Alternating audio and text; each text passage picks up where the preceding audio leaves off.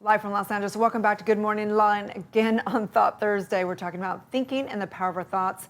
And we have Mark Evans in the house, who is a behavior therapist, talking about his book, The Third Reading. And Michael Beckwith has endorsed your book. Oh, yes. It's a good endorsement. It's a great endorsement. Helps, huh? Yeah, I got lucky. I don't know. So talk to us about what your profession is, how you... Well, I'm a behavioral therapist, but before I tell you a little bit about the book, I can tell you a bit of a story about how it came to be. Mm-hmm. Oh my God, I want the story getting here. Forget about it. I came in last night and I slept next to a sleeping pool last night by my hotel. Forget about it. He's looking shocked. But anyway, everyone has a date in mind that they'll keep in mind forever. And I don't know, Martin Luther King's birthday, Gandhi's, or whatever. Mine's July 5th, 2017. And that was the day that my best friend in the world was diagnosed with stage 4 breast cancer. And I flew back to Florida immediately from Cape Cod. And we reached out to many, but only, I don't know, maybe they didn't know what to say, but only a few responded. But one of those few was Reverend Michael Beckwith. And he not only responded, he assured us that he and the Agape Prayer Ministry were on the case. And you'll never know how assuring that was. It kind of chokes me up, I'm sorry. No. But there are tens of thousands of people, females, on the same new drug that Lisa is on. It's called Kisquali. But to the best of our knowledge, none of them have the same results that she has.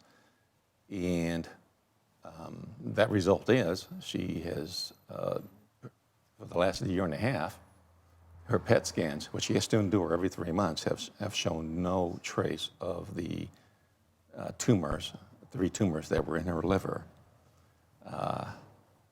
And we flew over here last weekend just to thank Agape, Reverend Mike, and everyone for their prayers and everything. But I wanted to preface it with that. Yeah. Mm-hmm. It's my thank you to them. It's profound to me, I think, every time I hear about any kind of healing. I'm always just awestruck by it, you know? Mm-hmm. And I know that the book that you've released, that Michael Beckwith endorsed, has a lot to say about that too, you know, and it's woven within this beautiful story. But talk to us a little bit about that, about what you feel and think around sort of spirituality and healing, and just from your own perspective. Okay, well, I got another 30-second story to tell you then. Yeah. And that is, several years ago, Michael Beckwith directly, although he didn't know it, had to do with the healing of another person that I know intimately. And that was a person that was lying in a flop house, dying of chronic alcoholism. And that first day that he was there, he noticed a book lying on the old antique dresser next to the TV that didn't work. You know the type of flop house I'm talking about, if you've ever been there. The person was in a very dark place, an extremely dark place, the type of place that perhaps you've visited and many people have lived through to tell about. But he noticed that book lying next to the TV and picked it up and started reading and read through that day and through the evening. And the next day, I'm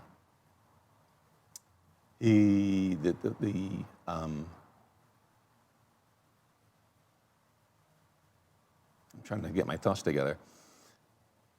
He went to, because this is real life. He didn't go to that liquor store that he normally went to, because his typical routine was going to get that half a quart of Smirnoff Blue and 12-pack of Budweiser. He was standing outside of Barnes & Noble to buy a second book by the same author. By the way, the name of that first book was Spiritual Liberation. The name of the book he bought that day was Life of Visioning. You might know the author. Both Michael Bethwick books. Yes. Yes. And it awakened something. And as I mentioned, that person had been in a very dark place. And as I mentioned, the type of place we've lived through. But he knows something different. That quart of Smirnoff Blue was only half empty that day. And there were several beers left from the 12-pack.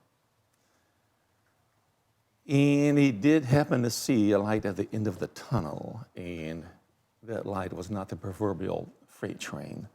It was a little light, a lifting of the darkness. And on that third day, he did not go to Barnes & Noble or the liquor store.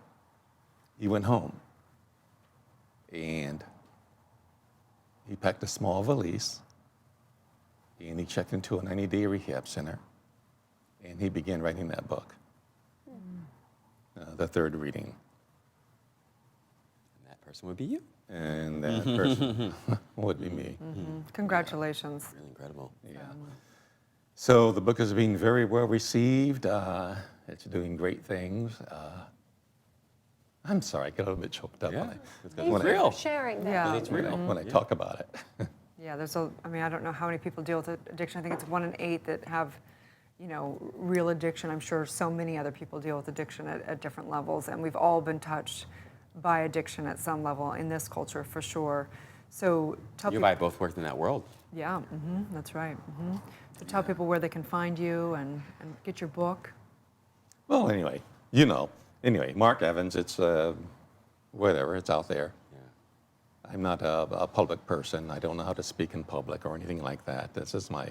I think you just did just perfectly Just just did now. This is helpful to share your. This is my second stop on a 20-city tour from here to New York. And thank you very much for having me So on appreciate board. Thank you, Yeah, Mark. thank you so much, Mark. Thank you. Station, we're back with more Good Morning La La Land.